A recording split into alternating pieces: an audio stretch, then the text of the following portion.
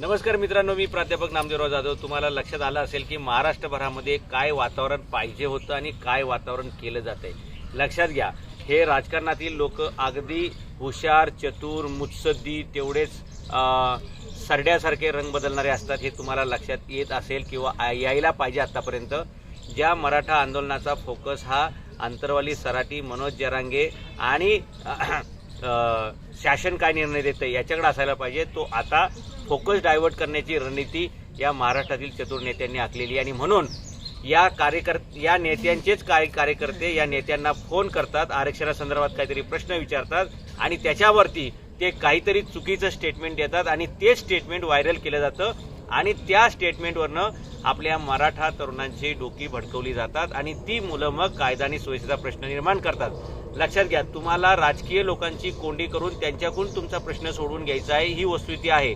पण ज्या पद्धतीनं कार्यकर्त्यांना उचकवलं जातंय, तरुणांची माथी भडकवली जात आहेत आणि त्यांच्याकडून जाळपोळ व्हावी, त्यांच्याकडून शासकीय मालमत्तेचं किंवा नागरी मालमत्तेचं नुकसान व्हावं, सर्वसामान्य नागरिकाला नुकसान व्हावं, अशा प्रकारचं वातावरण राजकीय लोक खूप चतुराने करतायत आणि याच्यातून त्यांना स्वतःबद्दल सहानुभूती मिळवायची। लक्षात घ्या, जे लोकांना हा प्रश्न सोडवायचा नाही ते तो प्रश्न डायव्हर्ट करू इच्छितात आणि तो डायव्हर्ट करण्याची एक चांगली पद्धत म्हणजे ही असते की आपणच त्या लाटेमध्ये सहभागी व्हायचं। म्हणजे समजा एखाद्या नेत्याविरुद्ध मोर्चा काढला तर तो नेताच त्या मोर्चामध्ये सहभागी होणार आणि आमचा ह्याला पाठिंबा आहे असं म्हणून अख्खा जो मोर्चा आयोजित केलेला आहे त्याचं सगळं क्रेडिट ते स्वतः घ्यायचा प्रयत्न करतात।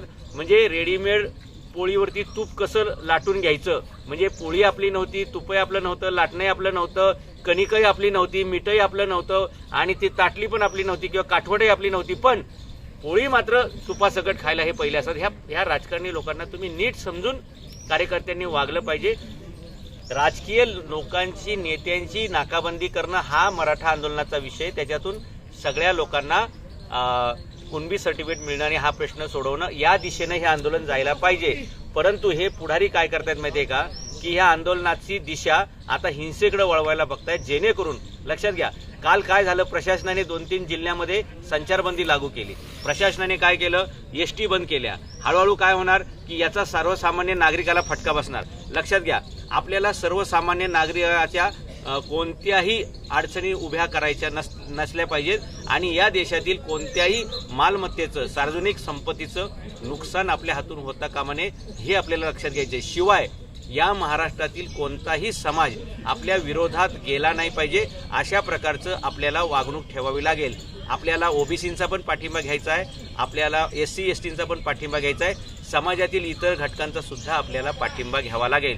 कारण जेवढं पाठबळ आपल्या पाठी उभं राहत आलेलं आहे त्याचा एकंदरीत निष्कर्ष असा निघणार आहे की राज्यकर्ते लोक आता कोंडीमध्ये आहेत। आणि लक्षात घ्या, आपल्यासाठी कुणीतरी राजीनामा दिला आणि कुणीतरी सत्तेत आलं हा आपला प्रश्न नाही, आपला प्रश्न गेले 40 वर्षापासून आहे। अनेक लोकांना सत्तेत आपण पाठवलं, अनेक लोक विरोधी पक्षात होते। आज महाराष्ट्राची विचित्र परिस्थिती अशी आहे की सत्तेत कोण आहे आणि विरोधात कोण आहे असं तुम्हाला, म्हणजे दुधात पाणी आहे का पाण्यात दूध आहे का कणकीत मीठ आहे का मिठात कणिक आहे, काही तुम्हाला कळायला मार्ग नाही। त्याच्यामुळे तुमचा कुणीही आपला परका नाही, हे सगळेच्या सगळे बगलबच्चे एकाच मावशीचे पोरं आहेत। लक्षात घ्या, चोर चोर मौसेले भाई असं हिंदीमध्ये एक वाक्य असतंय। म्हणजे सगळे चोर आहेत ना, सगळे मावस भाऊ असतात, त्यांची आडनावं वेगळी दिसतात, त्यांची संस्कृती वेगळी दिसतील, वागणं बोलणं वेगळं दिसेल, पण हे सगळे पुढारी लक्षात घ्या एकमेकाचे नातेवाईक असतात, एकमेकाचे सोयरे असतात, एकमेकाचे जवळचे मित्र असतात। तुम्हाला जे सकाळी भांडताना दिसतात ना ते संध्याकाळी एका टेबलावर जेवायला असतात, एका ग्लासातली दारू पितात। लक्षात घ्या, एकमेकाचे सोयरे असतात। तुम्ही कोणाच्या तरी ह्याला बळी पडून की हा आपल्या बाजूने उतरलाय, तो आपली बाजू घेतोय, याला अजिबात फसू नका। जो तुमचा अन्याय आहे तो फक्त जगात एकच व्यक्ती सोडवू शकते आणि ती म्हणजे तुम्ही आहात स्वतः। आणि लक्षात घ्या, अन्याय करणाराचा धर्म आणि अन्याय सहन करणाराचा धर्म हा एक असू शकत नाही। तसं शोषण करणारे लोक आणि पोषण करणारे लोक हे वेगळे असतात। शोषण करणाऱ्यांचा धर्म आणि ज्यांचं शोषण केलं जाते त्यांचा धर्म हा वेगळा असतो। लक्षात घ्या, यातला एकही पुढारी असा नाहीये की ज्यांनी तरुणांना रोजगार दिलेले असतील, तरुणांना, शेतकऱ्यांना पायावर उभं केलं असेल। हे तुमचाच वापर करून तुमचंच शोषण कसं करता येईल याच्यासाठी खूप चतुर असतात। उदाहरणार्थ, तुम्हाला 15 महिन्याचा ऊस लावायला सांगतात आणि तुम्हाला 15 महिन्यात मिळतात ऊसाला 2,500 रुपये आणि हे 15 तासामध्ये मात्र त्याचे 2.5 रुपये काय 25 रुपये काढून घेतात। हे लक्षात घ्या। तुम्हाला सोयाबीन पेरायला लावतात आणि सोयाबीनला भाव मिळणार नाही याची ते काळजी घेतात, जेणेकरून तो सोयाबीन तुम्ही एकदम कमी किमतीत विकला पाहिजे. आणि ह्यांचे जे बिझनेस पार्टनर असतात सिंधी, गुजराती, मारवाडी, जैन, ओके, म्हणजे तुम्हाला सोयाबीनला, कापसाला वर्षभर पिकवल्यानंतर जे पैसे मिळतात ना त्याच्यापेक्षा चौपट पैसे तर यांना फक्त 2 महिन्यामध्ये मिळतात.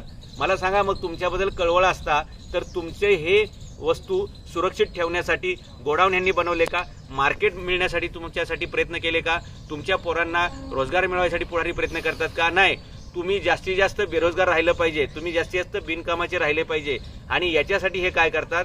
तुम्हाला अशा प्रकारे उचकवतात, तुमच्या हातून काहीतरी कायदा सुव्यवस्थेचा प्रश्न तयार करतात, तुमच्या अंगावर गुन्हा दाखल झाला पाहिजे आणि तुम्ही कुठेच पुढे शिक्षण नाही घेतलं पाहिजे, तुम्हाला चांगली नोकरी मिळणार नाही, तुमचा ट्रॅक रेकॉर्ड खराब होईल, उद्योगात पण तुम्हाला अडचण येईल, पासपोर्ट तर आयुष्यात मिळणार नाही, परदेश तुम्ही कधी बघणार नाही आणि आयुष्यामध्ये तुम्हाला खूप काही अडचणींना सामोरं जावं लागू शकतं. म्हणून आपल्या उद्धाराचा मार्ग आपण स्वतः आहोत आणि आपल्या नुकसानीचा मार्ग आपणच निवडत असतो. म्हणून कोणत्याही प्रकारे कायदा आणि सुव्यवस्था हातात घ्यायची नाही, कुठल्याही प्रकारची जाळपोळ करायची नाही, एसटीवर दगड मारायची नाही. लक्षात घ्या, एसटी हे सामान्य प्रवाशाचं एकमेव शेवटचं साधन आहे. लक्षात घ्या, सर्वसामान्य माणसाला त्रास होईल असं कुठलंही कारण करायचं नाही. आणि कोणत्याही गावामध्ये आपला जो गावगाडा आहे तो सुद्धा बिघडणार नाही याची काळजी घ्यायची. कोणताही समाज आपल्या विरोधात जाणार नाही अशी आपण काळजी घ्यायची. उलट त्या सर्व समाजाची सहानुभूती आपल्याला मिळाली पाहिजे. आपल्यासाठी ओबीसींनी पण मोर्चे काढले पाहिजेत की होय हे पण आमचे बांधव आहेत, यांना सुद्धा मदत झाली पाहिजे. आपल्यासाठी SC ST ने पण पाठिंबा दिला पाहिजे आणि आपल्यासाठी जगातील तमाम उपेक्षित शोषित लोकांनी आपल्याला पाठिंबा दिला पाहिजे, हे आपण लक्षात घ्या. शिवाजी महाराजांनी सुरतेवर छापा घातला पण तिथे जाळपोळ केली नाही. प्रचंड पैसे शिवाजी महाराजांनी उभे केले, म्हणजे हिरे, माणिक, मोती, पाचू आणि सोनं सगळं शिवाजी महाराज घेऊन आले. पण जी चांदी वजनदार होती, पण शिवाजी महाराजांकडे एवढं व्यवस्था नव्हती घेऊन यायची, तर त्यावेळी त्यांनी गुजराती माणसांना ती वाटली होती. लक्षात घ्या, म्हणजे गुजरातमध्ये जे लुटारू व्यापारी होते आणि हे सगळे मुस्लिम व्यापारी होते बरं का, त्याच्यात पण काही लोकांनी गुजराती लोकांचा गैरसमज करून दिलाय. ज्यावेळी शिवाजी महाराजांनी सुरतेवर छापा टाकला त्यावेळी सुरतमध्ये एकही गुजराती किंवा हिंदू व्यापारी नव्हता, सगळे मुस्लिमच व्यापारी होते मोठे मोठे, ओके. आणि ते 1-2 बोहरा समाजातले पण होते, पण तेही मुस्लिमच होते. शिवाजी महाराजांनी तिथली चांदी तिथल्या गरीब नागरिकांना वाटली आणि तेव्हापासून मेरी तो जिंदगी की चांदी हो गई असे शब्द लोक वापरतात. आणि शिवाजी महाराजांचे आणि गुजराती लोकांचे जसं हे लोक राजकारणी लोक संबंध दाखवतात तसे नव्हते. शिवाजी महाराज उद्योजक विचाराचे होते आणि शिवाजी महाराजांना या देशातील अगदी आज इस्रायलचं जे भांडण चालू आहे ना, इस्रायल मधले सुद्धा लोक शिवाजी महाराजांच्या स्वराज्यासाठी काम करत होते. लक्षात घ्या, मुस्लिम लोक सुद्धा काम करत होते. गुजराती व्यापारी, मारवाडी व्यापारी सुद्धा स्वराज्य आर्थिकरित्या समृद्ध होण्यासाठी आपल्याला मदत करत होते. शेट्टी लोक सुद्धा मदत करत होते. तसं या मराठा आंदोलनाला जगातील आणि देशातील सर्व जात समूहांचा पाठिंबा मिळेल अशा प्रकारे शांततेच्या मार्गाने आपण गेलं पाहिजे. आणि पुढारी जे रणनीती वापरतायत की त्यांना हा प्रश्न न सोडवता त्यांना सहानुभूती मिळवायची आहे, ती न मिळता, लक्षात घ्या, आपला प्रश्न एकच आहे आणि तो प्रश्न सोडवणे हाच आपला प्रश्न आहे. जाळपोळ, नुकसान करणं आणि संचारबंदी लागू होईल, कर्फ्यू लागू होईल असं प्रकरण करणं म्हणजे आपण आपल्याच पायावर कुऱ्हाड मारण्यासारखे.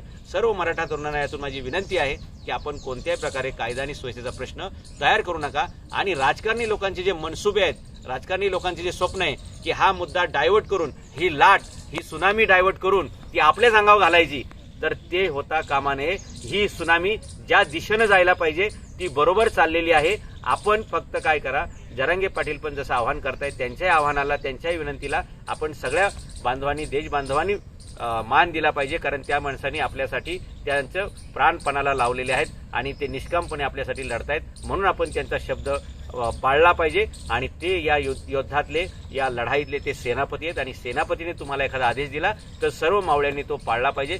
अशाच प्रकारचं मला तुम्हाला आव्हान करायचे. आणि फोकस आपला फक्त आंतरवाली सराटी, मनोज जरांगे आणि मुख्यमंत्र्यांचं स्टेटमेंट आणि सर्टिफिकेट कसे मिळतील. आता हे काल काहीतरी त्यांनी परत काढले की आम्ही 3 टप्प्यात देऊ. अरे 3 टप्पे, एखाद्याला तुम्ही जेवायला बोलवताल आणि तुम्हाला सकाळी पापड लोणचं देऊ, दुपारी तुम्हाला भाजी भाकरी देऊ आणि संध्याकाळी डाळ भात देऊ, असं कुठे जेवणाची पद्धत असते राव?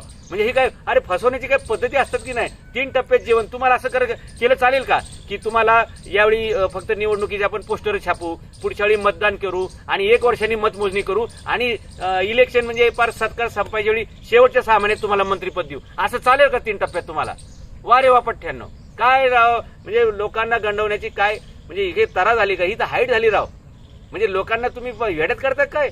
3 टप्प्यात देऊ काय कर म्हणजे तुम्ही आणि पुढारी स्वतःच कायदा आणि सोयीचा प्रश्न तयार करण्यासाठी प्रयत्न करणार बरं का. आणि म्हणून हे असं चेतवत आहे. लक्षात घ्या, अल्पवयीन पोरांनी, कमी शिक्षण असलेल्या पोरांनी किंवा लगेच भडकणाऱ्या पोरांनी समाजातील 4 जाणत्या जुन्या पोक्त माणसांचं ऐका. लक्षात घ्या, ह्याच्यात तुम्ही चळवळीचंही नुकसान करताल, समाजाचं नुकसान करताल आणि स्वतःचंही नुकसान करून घेताल. आपल्याला तसं करायचं नाही. तुमचा फायदा झाला पाहिजे, समाजाचा फायदा झाला पाहिजे आणि चळवळीला गालबोट लागलं नाही पाहिजे. पण पुढाऱ्यांची मात्र जिरली पाहिजे आणि आपला प्रश्न सुटला पाहिजे. या दिशेने आपण शांततेने गेलं पाहिजे. जय हिंद, जय महाराष्ट्र, जय शिवराय.